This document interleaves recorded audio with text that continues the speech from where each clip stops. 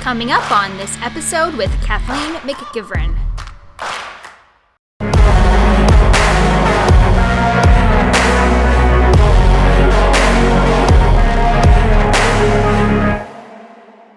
In this video, I'm going to show you 5 must-have tools that you need when you are wheel throwing or throwing pots for beginners.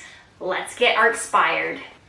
Clay is a very interesting and fundamental material. It's earth, it's water, and with fire it takes on form and life. Rithi Pen. Alright, so the very first tool that I absolutely love for wheel throwing is a soft rib. Now, ribs for pottery come in all different kinds and shapes and firmness, and also with different materials. So there are metal ribs. This is a wood rib, so obviously very firm. You can also get firm rubber ribs. This is a very firm rubber rib. This one's a Kemper tool, so you can see not a lot of flexibility, but if you want a nice crisp shape, you can use that. And there's like a medium firmness, so this one is a mud tool medium. Okay, a little bit more flexibility. I really like this shape. Of course, you can use them in all different ways, right? You have the smaller edge, you have a straight edge, you have a round edge. So you have all different, you can use all different parts of your rib.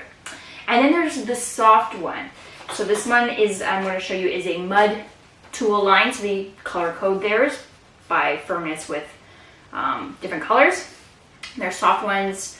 You can see very bendable, pliable. These are the red ones, and they're the soft ones. And again, they come in all different kinds of shapes. You can see that sometimes I go to the pottery store and I'm like, oh, look at this one. I don't have it. But then I come home and I like, oh, it is different. Oh, good. I thought it was the same.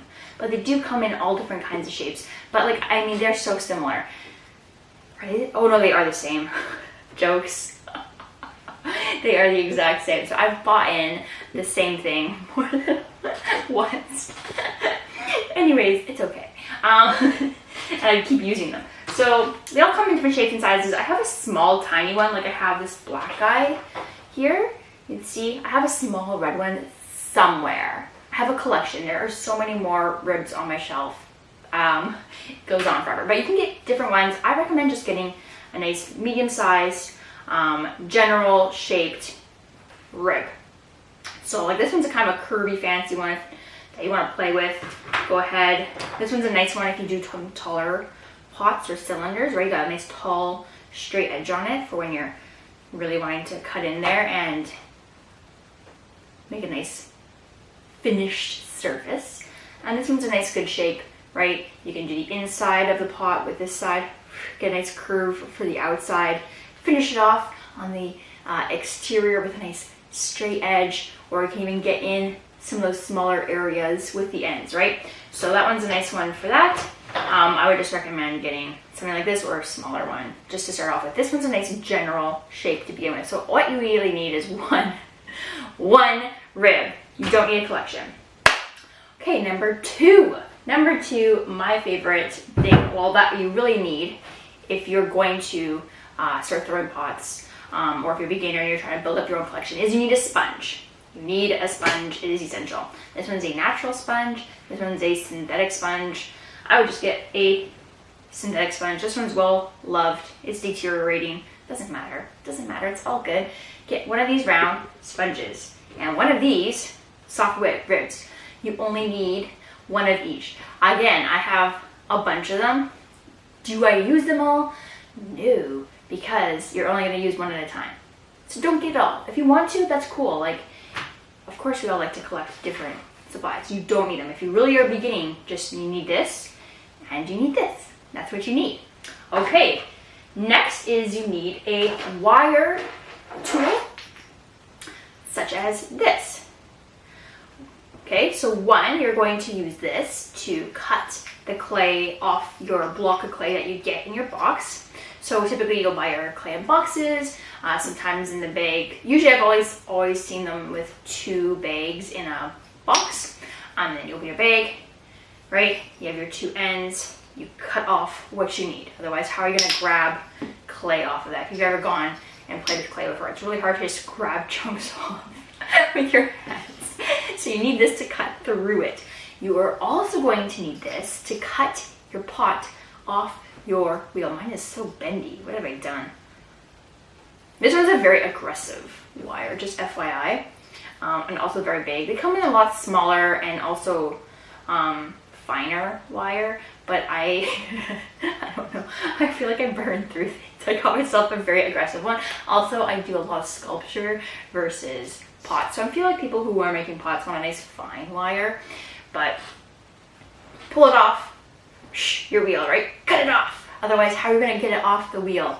So there you go, you cut it off with this. Now if you're trying to do this on a budget, you can get a couple handles or sticks and get some fishing line, put a hole through it, or you can just tie it around. You can just file it and make a notch so it doesn't slide all back and forth, and then tie your fishing line on it.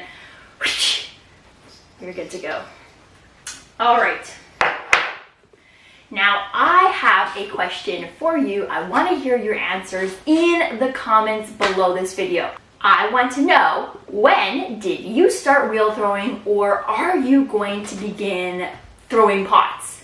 Let me know when your start date is, or was going to be, or was, in the comments below, so we can create a nice little community together and kind of share our experiences with each other. All right, so the next tool, number 4, is a wire or loop tool. They come in tons of different sizes, from little itty bitty ones to some bigger ones such as these. They come again in all different shapes and sizes. Some have wood handles, some are all metal, but all of them are gonna have a metal loop at the end of some sort of shape. These are quite big ones. Again, you get tiny little teeny bitty ones, and that's fine too. It's all going to depend on how big of a trim you're going to do, how big of a mark you want to cut off. Get yourself one, maybe one that has 2 different ends on it like this, so then you have 2 different tools really in one tool. I really like this one. They don't matter. This one's a Kemper tool. Get what you can get, don't get upset. Get a tool you can work on collecting more. Now you can see they all have different shapes, so like you can make, with this one tool, a fine trim, a big trim, right? You can use it, turn it, and make different marks, right? This one has a loop on one end, and then this one has a corner, so you can take advantage of the different parts of this loop to make your trimming on your pots when you flip them over and you want to make that bottom all trimmed up. So when we're trimming our pots, we're going to trim the outside perhaps, right? So it'll be upside down on your wheel when you're trimming. You're going to trim possibly the outside. You want to get this part tapered off if you left a blot on there and you're new to it. Sometimes you do that. You have quite a heavy base, so you want to trim that up nice. And if you want to have this part like a nice foot on it, right? A nice little foot on the edge where this is all, terrible example. This is from 2012, so. She's a little heavy on the bottom. If you want to have a nice foot, you take your tool, right? While it's going around the wheel, you're going to carve off. It's going to be moving, and you're carving off your base, right? Trimming it. So it looks nice and pretty, and it's also an even consistency of thickness from the top to bottom, because that's a goal. All right, and finally, number 5, you would like to get a bat. This is called a bat.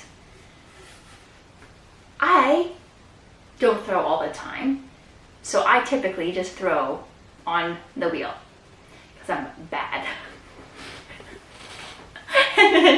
Then the problem with that is when you go to lift your pots off the wheel, it's going to be, you have to try to help it not flop or cave in or lose its shape.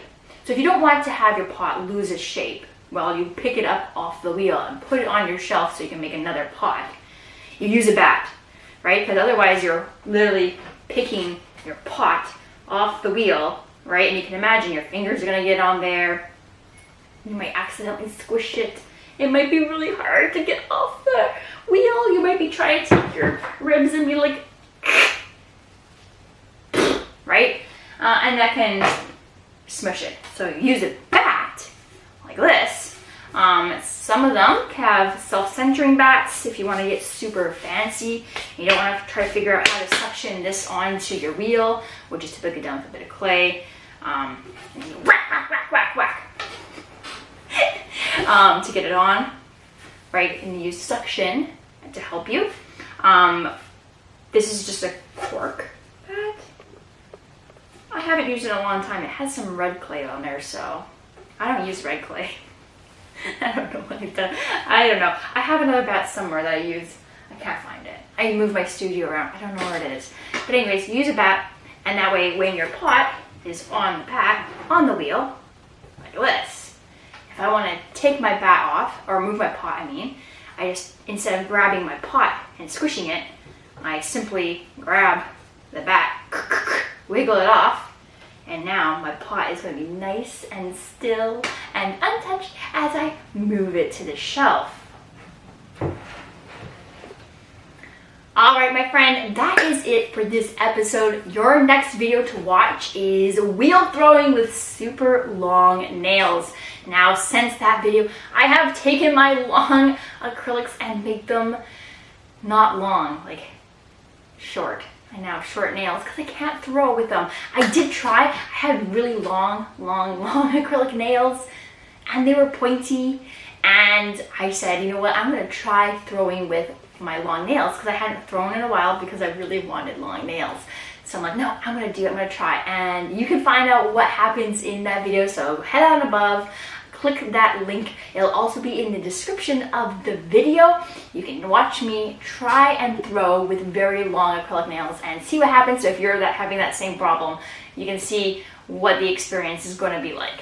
So check that video out, and I will see you in the next episode. Don't forget to like and subscribe to this channel as well. Again, if you haven't commented already, make sure you let me know when you are either going to start through wheel throwing or throwing pots, or when your start date was. When did you start this whole experience and journey? Let me know in the comments, and I will see you in the next episode.